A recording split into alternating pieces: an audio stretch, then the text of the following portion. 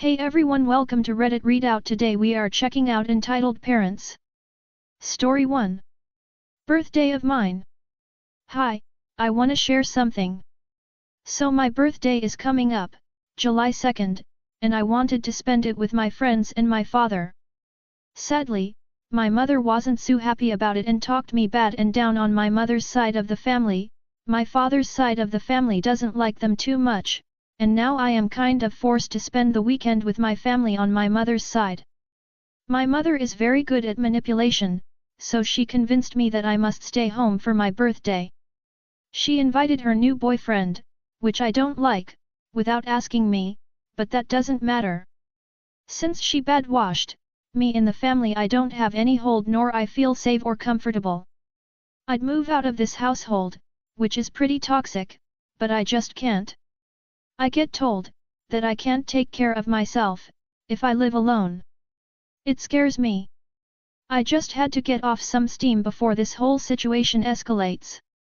And before people ask or say just do what you want to, I'd love to, but she'd call the police and other authorities. She'd make my life a living hell.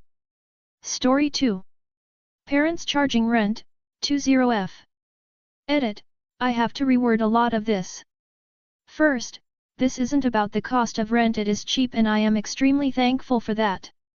Before you look at my age and be like, well I want to point out I completely understand the logical reason. Morally though I feel it's wrong, so consider this event / honestly call me out if it's immature thinking. I'll share both my viewpoints coming from their perspective vs mine. It's their house and I'm staying in it. Let me tell you, they are not charging me much at all and I'm grateful for that. Extremely grateful.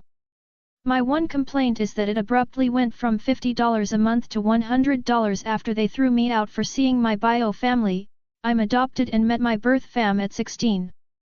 They don't like them, and to be honest that's a whole other post I might one day share. Edit to clarify, $50 to $100 is perfectly cheap and reasonable, had they not thrown me out with no money to another state. By the time I moved back in I barely had anything, they were well aware of this. I had to live between two houses, one in a basement on cement and the other on a bed with stained blood from God knows who / where, gotten a job interview near one of the locations I was staying, and actually got the job. It was good money, so I had texted my parents excited. Once they saw I was accomplishing this, their attitude changed from I'm the biggest disappointment to spamming me with baby photos and begging me to come back to live with them.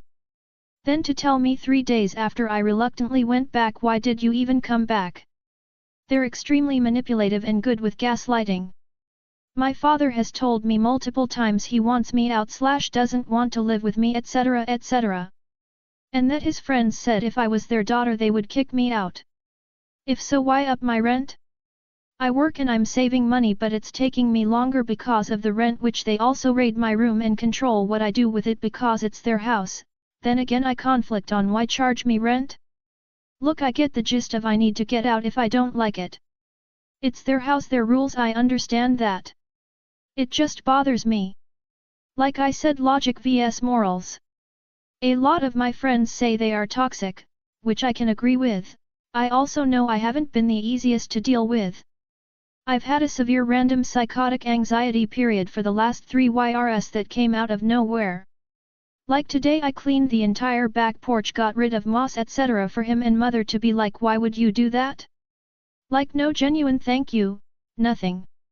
Then they complain I don't do shit, but when I do, they don't care unless it's what they wanted me to do. Also, the reason the money going up also annoyed me is because they are like, you need to save up to move out, then proceed to get my bank information and send themselves money, which as long as I keep working $100 is no big deal at all, and I'm fully accepting that the average for a place they'd want me to move into is like $1,600 LMAO. I want to move into a trailer tbh, it's the only thing I can afford, but that's the other issue. My folks judge people. Not so much my dad, more so my mom. She'll say trailers are for low-income people and people who live in them are on drugs etc. etc. They're not good people. They blame me for having to live in this huge house and for their marriage falling apart. As well as I couldn't save money for a while because the job I had to quit because I got roped by my manager. All I got was "you're disgusting" and "you said stop" not no from my mother and father. They have literally told me to call them roommates.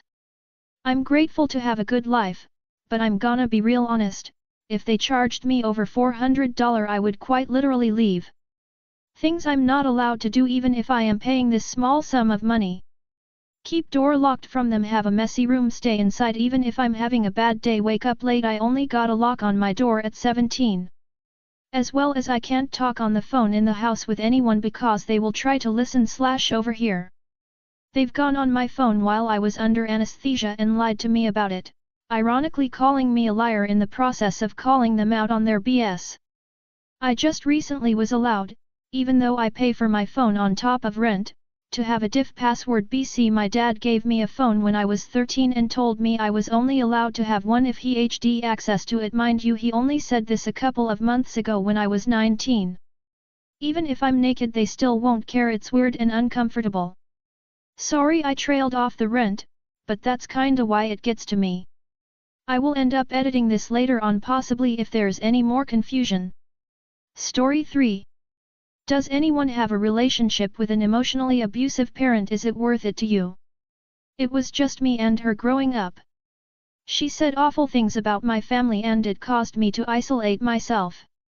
It all started when I turned 11. She started off by calling me a whore, having angry outbursts at least once a week where she would throw and break stuff. She swore that I was playing psychological warfare by accidentally butt dialing her. I suggested therapy for years, she refused. I was a calm kid, cause I was so scared. As I grew up things escalated. Eventually she started locking me out the house, 16 to 20, and I didn't have anywhere to sleep. She told me to commit suicide, pulled knives on me, and started having episodes where she would hysterically laugh and cry and throw herself on the floor. When I turned 21, she kicked me out. She tells everyone that I ran away. She found my friends and their parents on Facebook and claimed that I had abandoned her and she was worried about me. A couple of years ago she claimed she was dead. Cops came to her house and I rushed over. She told me that I was a great actress but to stop pretending I cared for her. I've tried. I've tried to have sympathy. I've tried to help her. But, according to her, I'm a horrible person because I cut her out. What kind of child does that? And she's never done anything to deserve that. She refuses to acknowledge anything harmful she's done. So I stopped caring. I cut her out and feel so much better. A year ago, I suffered some health issues that left me disabled. It's due to genetics. So when I was cognizant enough I informed her to get an MRI immediately to avoid complications. She was under the belief that I had been abducted and was being held for ransom. She didn't not take my message seriously. Because of my health issues, I have been in contact with my family who denies everything she's ever said. They are aware of her outbursts and we all agree that she must have some form of mental illness. They think I should help her get therapy and on meds and attempt to foster a relationship with her. I honestly am too tired. I still have surgeries every other month and want to prioritize my health. Do you think I should attempt a relationship with her? Story 4. M and son demand $12,000 from my dad. Okay, so I've followed this subreddit for a long time now and I've also enjoyed listening to Reddit stories over on YouTube, so I feel it's time I shared one of my stories here. This is going to be long, so please bear with me. I'll begin by saying that I, 25M, come from a very well-known West African country and I come from one of the 3 major ethnic groups in my country. My country has a lot of oil and my father, 64M, is an engineer and worked for a very big oil company here before he retired a few years ago. He's the second of 3 children. Due to his job, salary, and position within the company he became the entire family's breadwinner. His elder brother had 7 children with his wife and his younger brother had 2 children with his late wife, and my father trained each and every one of them. He sent them all to school through their nursery to primary and secondary schools, and when they all graduated from high school, he gave each of them the option of either going to a higher institution or helping them start up a business of their own. Every Christmas, we'd travel to the village and he'd buy multiple 50 kilograms bags of rice, bags of beans, tons of groceries, specially dried fishes and so much more, and he'd distribute this to the entire family, aunts, uncles, etc. He catered for his siblings, cousins, old friends in the village as well as their respective families so much, and it sometimes offended my mother because while he took excellent care of us and she was never against him helping his siblings out, she felt he was making them overly dependent on him. He opened a thriving business for his elder brother's wife and stocked up her business with all the necessary wares, and he did the same for his younger brother, and yet whenever they had a problem, they'd choose to call him instead of solving even the most basic problems by themselves. This is all preamble to show you that he really cared for his family. This involves my father's elder brother's wife we'd call Rita and her eldest son we'd call Chris. Rita is a woman in her 50s and Chris is in his mid-30s. When Chris was born, his mother despised him because given our tradition and culture, she felt like his pregnancy forced her into a marriage she did not want, so she took out her frustration on him. When he was 11, my mother was a newlywed and on one of her trips accompanying my dad to the village, she saw how Rita physically abused her own son, which is pretty common here under the guise of discipline, and out of fear for his safety, my parents asked his father to let them take Chris with them back to the city so they could in a sense foster him as their own to remove him from that abusive environment. I was barely a year old at this point. Chris lived with us for roughly 18 years. He got a good education, and when it was time to go to the university, he had a lot of problems gaining an admission. In my country, all the universities both state and federal are under an organization and everyone takes an annual national exam based on your intended course of study, and those who do the best are admitted into their institution of choice. He'd taken this exam for about 6 years and each time he'd fallen short and hadn't received an admission, so my dad gave him the option to continue trying or to put it on hold and learn a good trade for about a year, and after that, he'd open a business for him and maybe he could try getting into the university later on if he still wanted. He chose the latter option and he was sent off to another city to stay with a family friend who taught him all he needed to know about the given business for free, and after a year, he returned back home. My father gave him what is equivalent to $1,200 to begin a business. Over here, $1,200 is a very big chunk of money, especially with the low cost of living here compared to our Western counterparts, and also especially how lax our tax laws are here. My dad offered him a check for that amount and he refused it, saying how small the money was. My dad had already found a really good space for him to run his business and had paid and rented it out for 2 years for him, as well as paying his water and electric bills. The $12,000 was an initial capital for him to stock up on his wares without having to worry about rent or any critical expenses for 2 years at least. All he had to do was simply make sales and bring in profit so that after 2 years, he could afford to take on the expenses on his own, because he probably would have saved quite a bit of money in that time, and even if he did have difficulties, knowing my dad, he would have jumped in to help.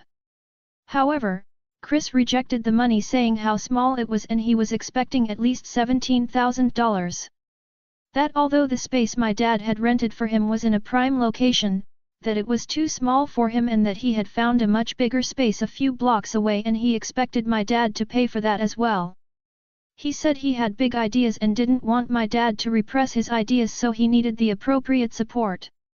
My mother just about lost her head hearing this and chastised him about how ungrateful he was being. She asked him how many people were willing to do the things my dad had done for him. She asked him why he couldn't use this fund as an initial capital and begin his business and strive to make it successful so that he could afford to move into that bigger space after the 2 years lease was up. He got upset and called his mother, with whom relations had improved significantly over the years, and she tore my dad a new one.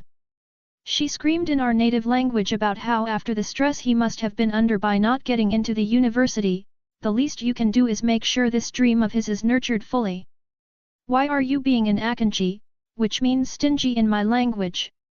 You have the money, so just do as he asks in the way that he asks. If you died today, would they bury you with your money? You are not setting a good example as his uncle. Tufiakwe. Which basically means God forbid. My father did not respond and promptly ended the call. Later on, his dad, my father's brother, called him and I don't know what was said, but after that, he came and picked up the check where he'd previously dropped it and muttered a half-ass thank you before leaving. My dad also received a call from his brother apologizing for his behavior. Fast forward 2 years and this was now 2016. I was 18/19 and my immediate younger sister, 12F, was now in secondary school and my other siblings were also in primary school, so the financial burden on my dad was quite a lot during this time, so he called Chris and had a talk with him. This was sometime in October and my dad said that since Chris's business was going well that perhaps it was time for him to move out from our home maybe by the new year so that the financial constraints could be alleviated a bit. Now mind you, Chris had lived with us for 18 years since I was barely a year old and he was 11/12 years old, and now I was 18/19 years old, so he was about 29/30 years old now. He never paid rent for one day or paid for utilities. My dad always did. He never bought his own food or groceries either. My dad did that too for almost 2 decades he lived with us. When my dad asked him to move out, he said nothing and like before, called his mother. I have no idea what was said, but she called my dad in a fury that evening, screaming her head off about how my dad has never really cared about her son's success and brought up the $12,000 incident from a few years earlier.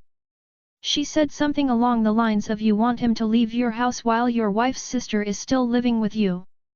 This is how little you care about your brother and his family. My son doesn't need you or your charity.